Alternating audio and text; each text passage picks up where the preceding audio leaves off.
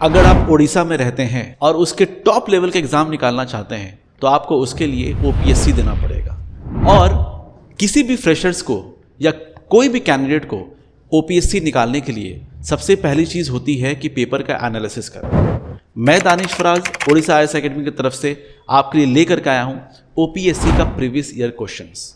हमारा प्लान क्या है? हमारा प्लान है कि जो रिसेंट जो 4-5 साल में जो क्वेश्चंस आया है उसको एनालिसिस करना है। और एनालिसिस का भी मतलब कैसा? ऐसा नहीं कि भाई इसका आंसर क्या होगा।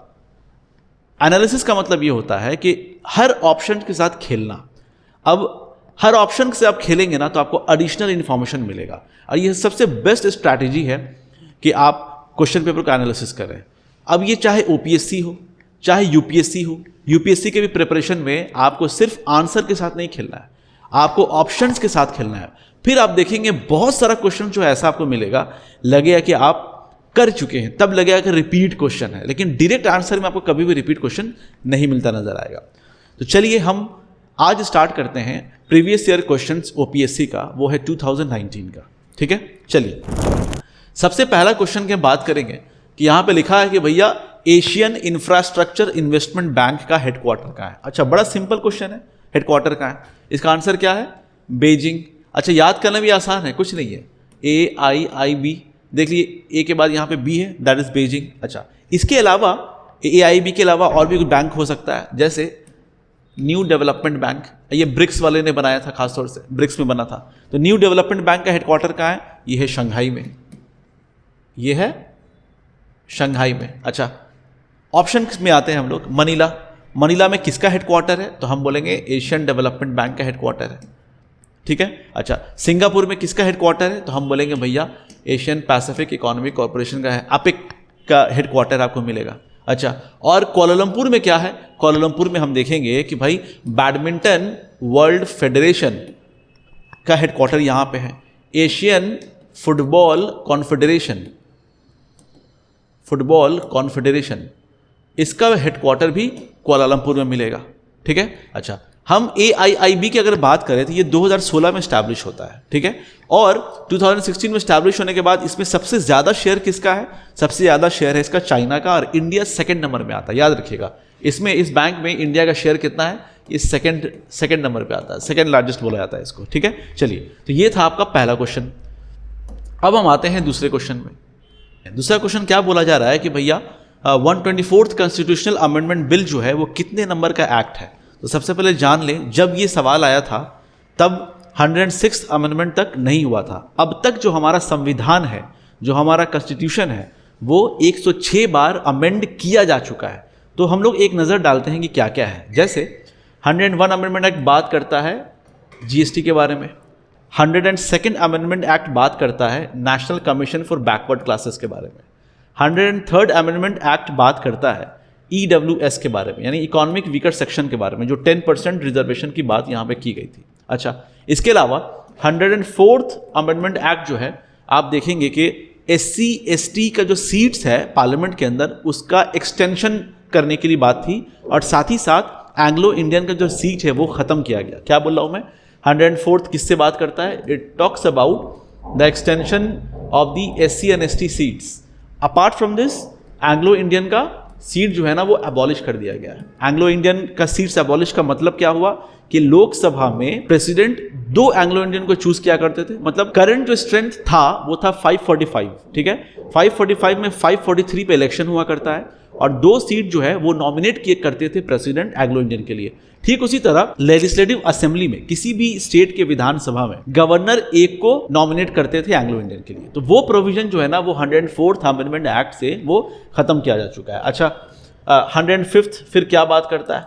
105th बात करता है कि स्टेट के पास ये पावर रीस्टोर किया गया है कि भाई आप जो है अदर बैकवर्ड क्लासेस का जो लिस्ट है आप खुद प्रिपेयर कर सकते हैं। ठीक है, याद रखिएगा क्या है अदर बैकवर्ड क्लासेस का जो लिस्ट है, इकोनॉमिकली EBC जो लिस्ट है, बैकवर्ड क्लासेस का लिस्ट है, वो वापस से आप प्रिपेयर कर सकते हैं। अच्छा, what about the 106th amendment act? तो 106th amendment act talks about reservation of the women's. कैसा?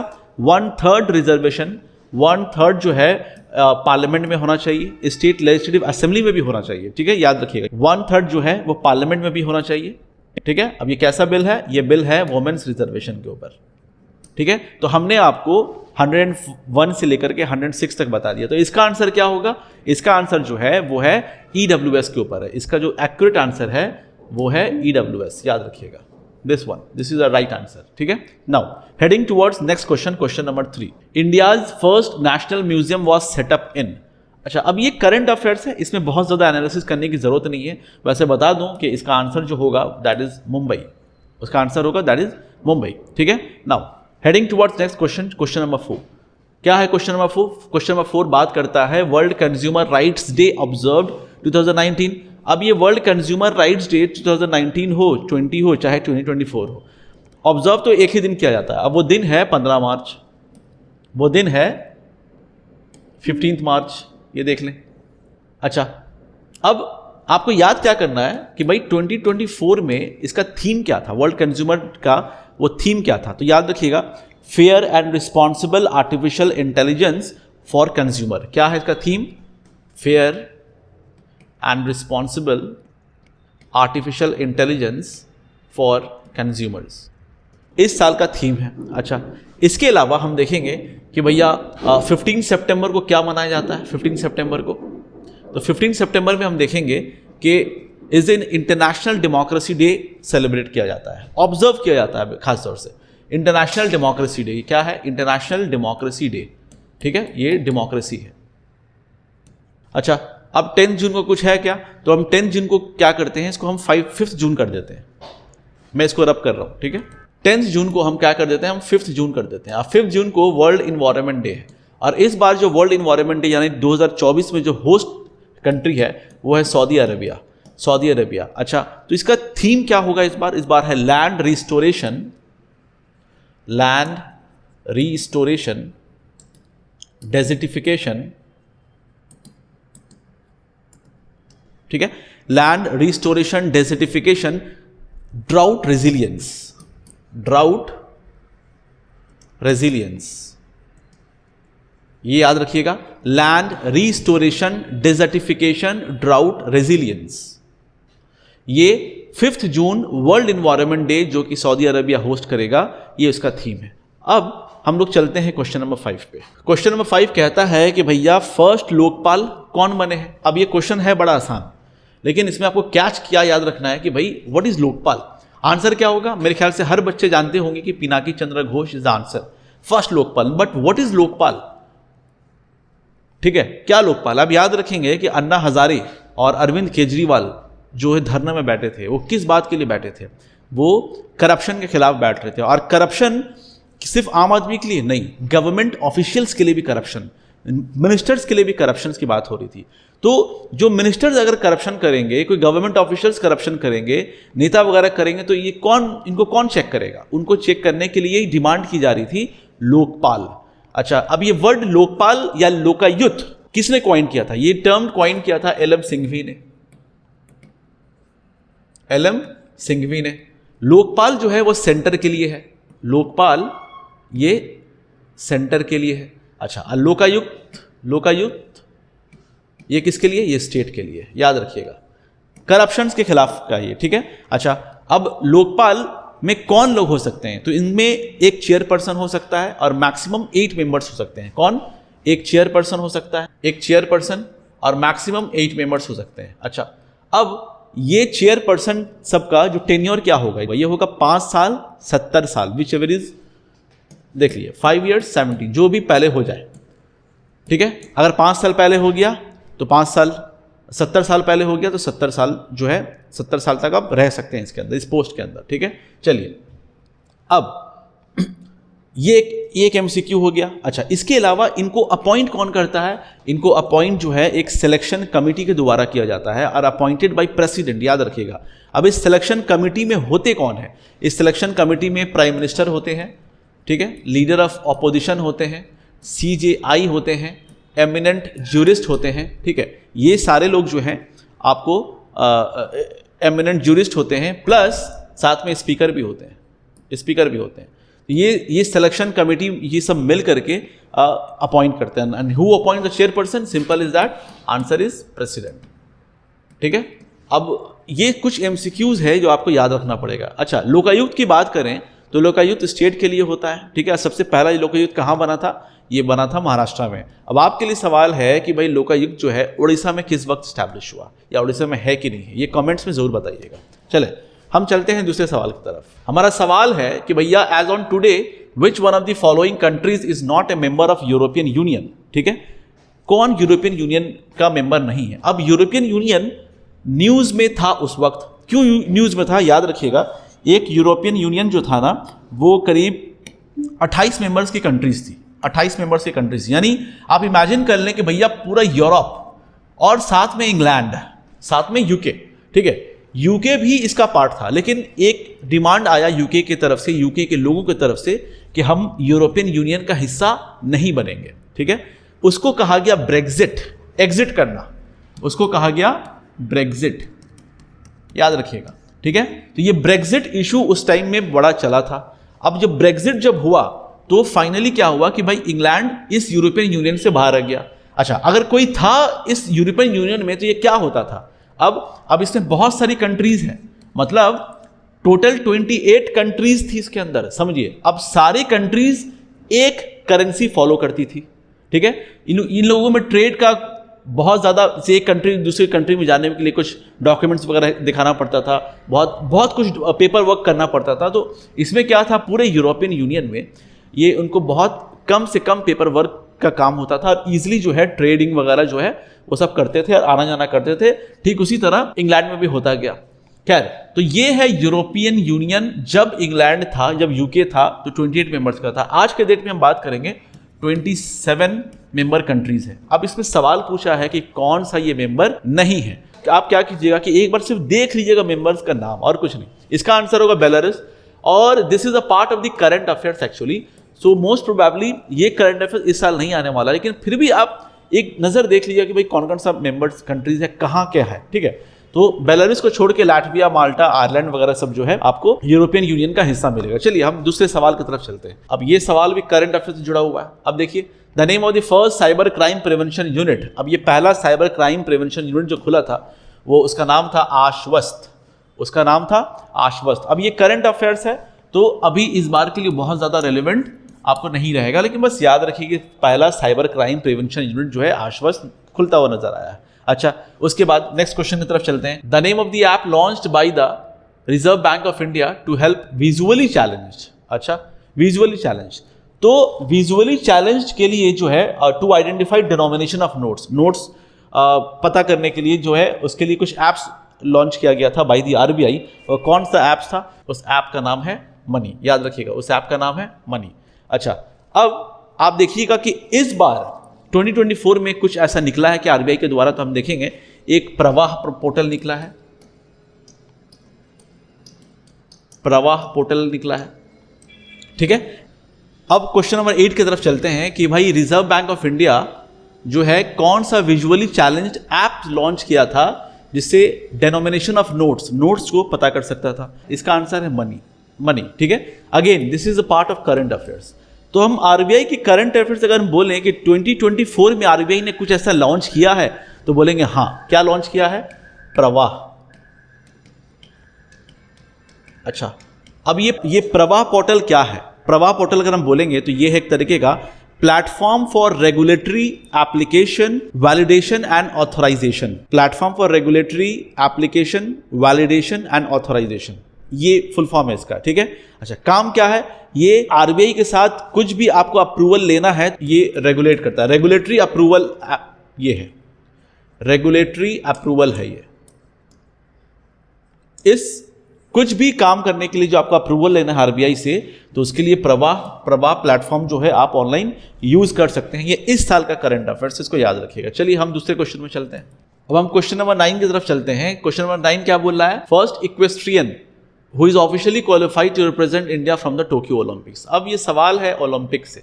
अब ये करंट अफेयर्स है, इसका आंसर उस वक्त है फुआद मिर्जा, लेकिन आपको सिर्फ इतना याद रखना है अभी कि भैया जो समर ओलंपिक है, अभी समर ओलंपिक मतलब एक समर होता है, एक विंटर होता है, ठीक है। तो समर ओलंपिक जो है नेक्स्ट जो होने वाला है जो 2024 में, वो कहाँ पे, तो क्या बोलेंगे? पेरिस में होने वाला है। उसके बाद लॉस एंजलिस में होने वाला है। उसके बाद ब्रिस्बेन में होने वाला है। तो ये याद रखिएगा, ये 4-4 साल पे होता है। तो ये 24 है, ये 28 है, ये आपको 32 आपको दिखता हुआ मिलेगा। अच्छा, अब विंटर ओलंपिक्स की बात करेंगे तो विंटर जो है, अब ये एक बार समर हुआ 2024 में, अगर हम बात करें पेरिस में, ठीक है, तो 2 साल बाद विंटर होगा। विंटर की जब हम बात करेंगे तो विंटर जो होगा 2026 में होगा। 2026 में होगा, कहाँ होगा? मिलान में होगा। ये कहाँ होगा? मिलान में होगा। चलिए नेक्स्ट क्वेश्चन की तरफ हम आगे बढ़ते हैं। सुकन्या प्रोजेक्ट। अच्छा, again this is your current affairs. अब ये सुकन्या प्रोजेक्ट कहाँ हुआ था? ये सुकन्या प्रोजेक्ट कोलकाता का था। तो क्या इस साल कुछ स्कीम्स इंपॉर्टेंट है? हाँ बिल्कुल इंपॉर्टेंट है। आपको स्कीम्स के ऊपर एक वीडियो आएगा कि भाई लिस्ट ऑफ स्कीम्स ओपीएससी से पहले, उसको मैं डालूंगा पूरा। लेकिन अभी समझ लीजिए, जैसे अगर हम बात करें कि भाई ये तो कोलकाता हो गया, लेकिन हम लेंगे एक ग्रो इनिशिएटिव्स है, ग्रो। अब ये ग्रो इनिशिएटिव्स क्यों इंपॉर्टेंट है? क्योंकि ये लॉन्च किया गया है नीति, ठीक है। आप इसका फुल फॉर्म जो है गूगल में देख लीजिएगा, बट इंपॉर्टेंट है। अब क्या ये नीति कि वेस्ट लैंड को जो है रिस्टोर करने के लिए, वेस्ट लैंड जो हमारा बहुत सारा वेस्ट लैंड है उसको सही यूटिलाइज करने के लिए। अच्छा, अब क्या है कि to restore 26 million hectare by 2030। क्या है? 26 मिलियन हेक्टेयर बाय 2030, ठीक है। अच्छा, ठीक उसी तरह आपको एक और स्कीम मुझे याद आ रहा है कि मेंस्ट्रुअल हॉलिडे पॉलिसी एक कोर्ट में किया गया है। तो वो कौन से हाई कोर्ट में मेंस्ट्रुअल हॉलिडे पॉलिसी लाया गया है? तो उसका आंसर है सिक्किम। क्या बोल रहा हूं मैं? मेंस्ट्रुअल हॉलिडे पॉलिसी ये किस कोर्ट के द्वारा किया गया है? ठीक है, किस कोर्ट में हुआ है? याद रखिएगा, वो सिक्किम हाई कोर्ट में हुआ है। सिक्किम हाई कोर्ट में हुआ है। चलिए, इसके अलावा हम देखेंगे कि भैया ये भी करंट अफेयर्स का पार्ट है कि भाई country which supplied Apache AH-64E helicopters to India. अब ये किसने किया है? अब इसका आंसर है आपको यूएसए। इसका आंसर क्या है? यूएसए। अच्छा, यूएसए क्या कुछ और भी दिया है या हम लोग लिए हैं अभी तक? हाँ, उसका नाम क्या क्या है? जैसे चिनूक हेलीकॉप्टर है, इसके अलावा चिनूक हेलीकॉप्टर, ये हेलीकॉप्टर है, ठीक है। अच्छा, रशिया से हम क्या लिए हैं? रशिया से हम लिए हैं सुखोई। रशिया से हम क्या लिए हैं? सुखोई लिए हैं, ठीक है। अच्छा, फ्रांस से हम क्या लेते हैं? हम डसॉल्ट, रफेल, रफेल जो बोलते हैं हम लोग, रफेल का इशू बहुत चला था, वो लिए हम लोग, ठीक है। चलिए, और नॉर्थ कोरिया में क्या है? नॉर्थ कोरिया में हाइकून। नॉर्थ कोरिया का याद रखिएगा, एक हाइकून करंट अफेयर्स न्यूज में है, हाइकून। अब ये हाइकून क्या? ये एक सबमरीन है। हाइकून क्या है? ये एक सबमरीन है। The hosting country to celebrate World Environment Day 2020, ठीक है। इस वक्त तो 2020 तो बड़ा पुराना न्यूज है। हम देखेंगे कि भैया 2024 में होस्टिंग कंट्रीज कौन है? हम देखेंगे सऊदी अरबिया। याद रखिएगा, 2024 में होस्टिंग कंट्रीज सऊदी अरबिया है, सऊदी अरबिया है। और साथ ही साथ इसका जो मैंने थीम बताया है, याद रखिएगा, land restoration, desertification, drought, resilience, ये वर्ल्ड इन्वायरमेंट डे का इस बार का थीम आपको देखने को मिलेगा। नेक्स्ट क्वेश्चन की तरफ चलते हैं हम लोग कि भैया प्रेजेंट चेयरमैन ऑफ ओपीएससी। अब आप ओपीएससी के लिए पढ़ रहे हैं तो आपको ओपीएससी का चेयरमैन पता होगा। इसका जवाब आप कमेंट्स में खुद दीजिएगा, ठीक है। मैं क्या बताऊंगा कि ये पब्लिक सर्विस कमीशन जो है, इसका आर्टिकल्स वगैरह से मैं डील करूंगा। जैसे ओपीएससी कब स्टैब्लिश होता है, तो हम बोलेंगे भैया 1 अप्रैल 1949 में। कब? 1 अप्रैल 1949 में ओपीएससी जो है वो इस्टेब्लिश होता है। चलिए, इसके अलावा हम एक स्टेट पीएससी का जो चेयरमैन होता है उसका टेन्योर क्या होता है? उसका टेन्योर याद रखिएगा 6 साल, 6 years 62। याद रखिएगा क्या है? 6 साल तक टर्म्स है उनका और 62 years एज तक वो रह सकते हैं, ठीक है। प्लस हम देखेंगे कि भैया इनको अपॉइंट कौन करता है, तो हम बोलेंगे कि इनको अपॉइंट गवर्नर करता है, गवर्नर करता है। और स्टेट पीसीएस का कोई आर्टिकल वगैरह है तो हम बोलेंगे बिल्कुल है। ये आर्टिकल स्टार्ट होता है 315 से 323 तक ये बात किया जाता है स्टेट पीसीएस के बारे में, ठीक है। अच्छा, यूपीएससी यानी ऑल इंडिया सर्विस, अगर एआईएस का आर्टिकल पूछिए आपसे तो कौन सा आर्टिकल बोलिएगा? वो है आर्टिकल 312। याद रखिएगा, एआईएस। और ये भी बता दूं कि जब आप लोकसभा और राज्यसभा का स्टेटस कंपेयर कीजिएगा ना कि कौन किस वक्त ज्यादा पावरफुल है, तो ये वो ऐसा सिचुएशन है जहां पे राज्यसभा का पावर ज्यादा है। किस मामले में? राज्यसभा का पावर ज्यादा है लोकसभा के कंपैरिजन में। ये ऑल इंडिया सर्विस जब नया क्रिएट करना है ना तो राज्यसभा इनिशिएट करता है, ये याद रखिएगा। तो ये आपको याद रखना है कि भाई ऑल इंडिया सर्विस का आर्टिकल ये वाला है, ठीक है। और साथ ही साथ इसका रिमूवल किस में लिखा हुआ है, इनका रिमूवल जो लिखा हुआ है आर्टिकल 317 में आपको इनका रिमूवल लिखा हुआ मिलेगा, 317 में रिमूवल लिखा हुआ मिलेगा। चलिए अब क्वेश्चन नंबर 14 चलते हैं हम लोग कि first Arab country to be granted full membership of Financial Action Task Force. अब ये टास्क फोर्स क्या है, FATF, ठीक है। अब ये बहुत इंपॉर्टेंट सवाल है, उस वक्त जब क्वेश्चन आया था ना तब उसका आंसर था सऊदी अरेबिया, लेकिन आप समझिए कि FATF का काम क्या, फाइनेंशियल एक्शन टास्क फोर्स। अब ये बना कब, ये 1989 में बना, ठीक है। इसका काम क्या है, इसका काम है मनी लॉन्ड्रिंग को देखना और टेररिस्ट फंडिंग को देखना, टेरर फंडिंग को देखना, याद रखिएगा। इसका काम क्या है, मनी लॉन्ड्रिंग को देखना। और इसके अलावा अगर आपसे कोई पूछे कि भैया इसका हेडक्वार्टर कहाँ है, तो आप क्या बोलिएगा, आप बोलिएगा पेरिस। इसका हेडक्वार्टर कहाँ है, इसका हेडक्वार्टर है पेरिस। और इसके अलावा आप देखिएगा ये दो तरीके का लिस्ट निकालता है, एक निकालता है ग्रे लिस्ट और एक निकालता है ब्लैक लिस्ट, ठीक है। अब पाकिस्तान वगैरह को ग्रे लिस्ट में रखा जाता है, ठीक है। ब्लैक लिस्ट उससे भी डेंजरस होता है, तो ग्रे लिस्ट को पाकिस्तान में रखा जाता है और फिर कभी हटा भी दिया जाता है, कभी रखा भी जाता है। तो याद रखिएगा कि ग्रे लिस्ट और ब्लैक लिस्ट जो है ये कौन निकालता है, FATF। FATF कब बना, 1989 में। हेडक्वार्टर क्या है, पेरिस में। का काम क्या है, मनी लॉन्ड्रिंग और टेरर फंडिंग के ऊपर ये चेक करता है, ठीक है। और इंडिया में कुछ मनी लॉन्ड्रिंग का काम कौन करता है, इन्फोर्समेंट डायरेक्टोरेट, ईडी, याद रखिएगा। चलिए इसके बाद हम नेक्स्ट क्वेश्चन की तरफ चलते हैं, जो the numerous caves on the Udayagiri and Khandagiri hills of Odisha testify to the. अब ये न्यूमरस केव्स, इसका आंसर क्या होगा, इसका आंसर जो होगा continued existence of the Jain faith in Odisha. मतलब सबसे पहली चीज याद रखिए, ये उदयगिरी और खंडगिरी हिल्स जो है ना ये भुवनेश्वर में ही है। जो उड़ीसा के बच्चे हैं वो बहुत बार घूमने जाते होंगे, ठीक है। अच्छा, इसके अलावा ये किंग खरावेला से एसोसिएटेड है, किंग खरावेला से एसोसिएटेड है। बाद में चल करके मौर्यंस जो है वो इसको फिर कैप्चर भी करते हैं, लेकिन किंग खरावेला से एसोसिएटेड है उदयगिरी और खंडगिरी हिल्स। और ये अभी तक जो है ये बताता था कि भाई जैन फेथ जो है उड़ीसा में बहुत दिनों तक था जैन फेथ, ठीक है। तो ये चीज़ याद रखिएगा।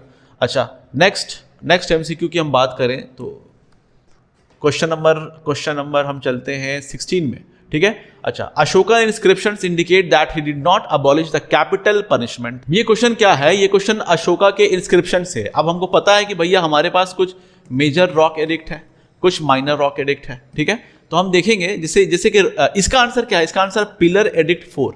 इस पिलर एडिक्ट 4 में आपको लिखा गया है कि भैया he did not abolish the capital punishment. Capital punishment का मतलब हैंग टिल डेथ।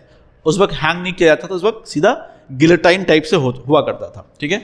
चलिए खैर, तो रॉक एडिक्ट 13 में क्या मिलता है हमको, रॉक एडिक्ट 13 में हमको कलिंगा वॉर के बारे में पता चलता है, कलिंगा वॉर के बारे में पता चलता है। अच्छा, साथ ही साथ हेलेनिस्टिक किंग के बारे में भी पता चलता है हमको, कुछ हेलेनिस्टिक ग्रीक किंग के बारे में भी पता चलता है, ये रॉक एडिक्ट 13 से। इसके अलावा सेपरेट कलिंगा एडिक्ट में एक कोटेशन है, all men are my children, ये पता चलता है, ऑल मेन आर माई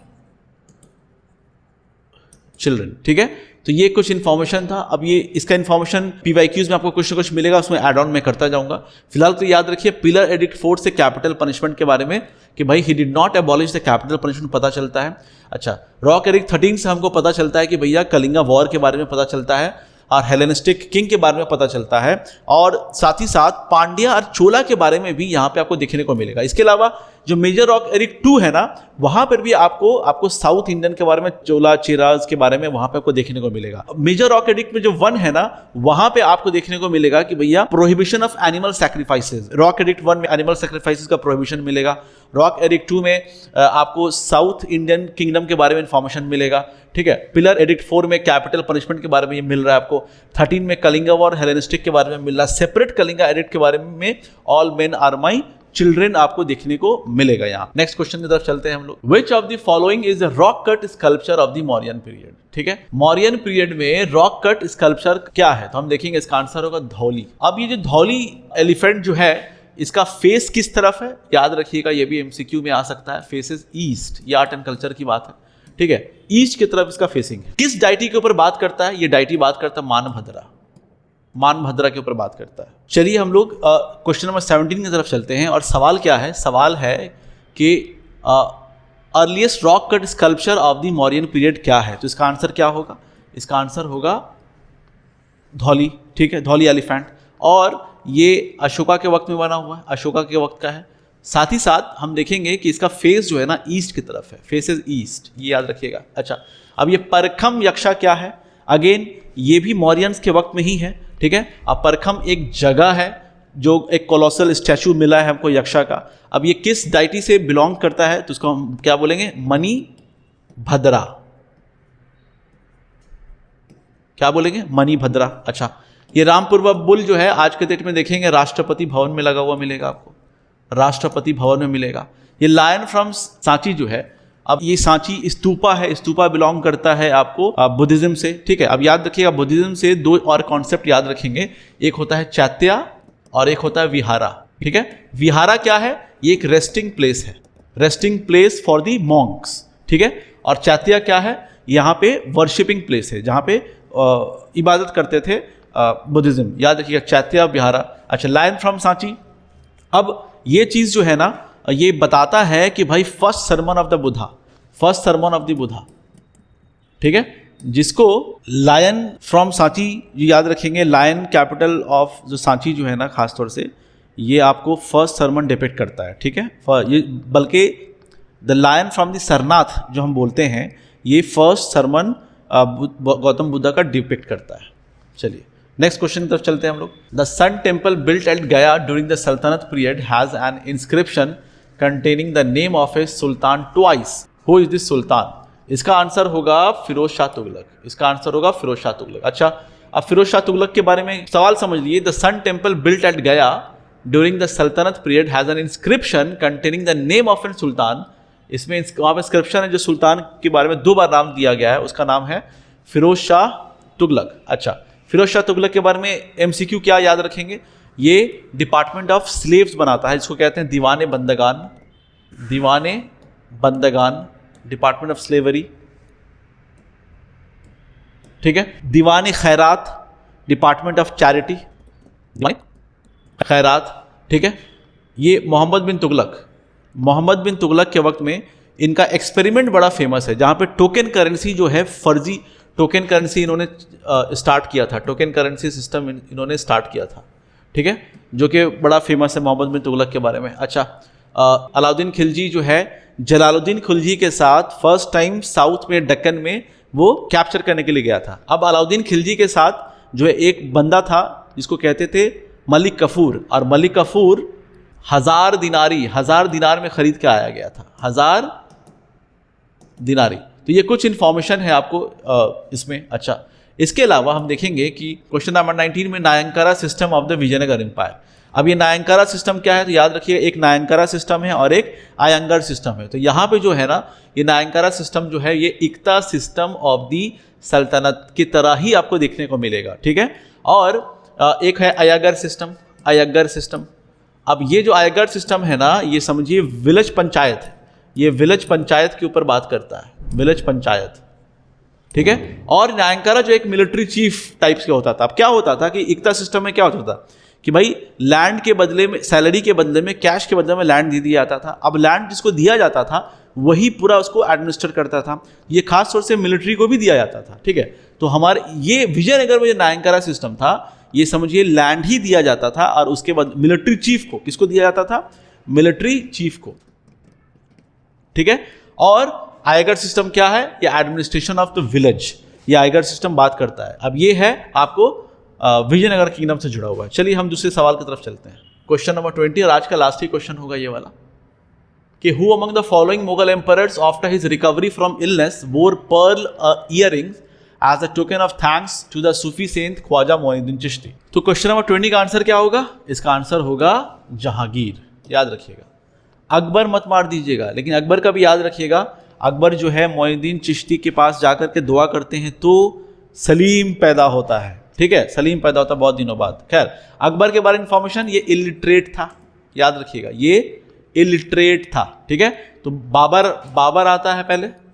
बाबर जो है ये founder of the Mughal dynasty है। बाबर का जो बेटा है हुमायून होता है, ठीक है। हुमायून के साथ जो लड़ाई होती है शेर शाह की लड़ाई होती है। शेर शाह, कैसा लड़ाई? बैटल ऑफ चौसा, ठीक है, बैटल ऑफ चौसा होता है, याद रखिएगा। बैटल ऑफ बिलग्राम भी बोलते हैं, बैटल ऑफ बिलग्राम भी बोलते हैं, ठीक है। फिर हम देखेंगे कि भैया चलिए ठीक है, ये तो हुमायूं है। अच्छा, ये रहा शाहजहाँ। शाहजहाँ का ताजमहल बड़ा फेमस है, ताजमहल बड़ा फेमस है, ठीक है। चलिए, और जीटी रोड भी शाहजहाँ का बनाया हुआ है, ठीक है। तो ये कुछ इन्फॉर्मेशन है। तो आज हमने आपके सामने सिर्फ 20 क्वेश्चन रखा है, ठीक है। इसके बाद इसको हम प्रोसीड करेंगे 21 क्वेश्चन से, और ज़्यादा बताएंगे। आप कमेंट्स में बताइए कि भाई ये आपको चाहिए कि नहीं चाहिए। ओपीएससी के लिए मेरे हिसाब से तो बहुत इंपॉर्टेंट है, और हम इसको कंटिन्यू करने की कोशिश करेंगे। चलिए, तब तक के लिए पढ़ते रहिए, और all the best for your OPSC exam.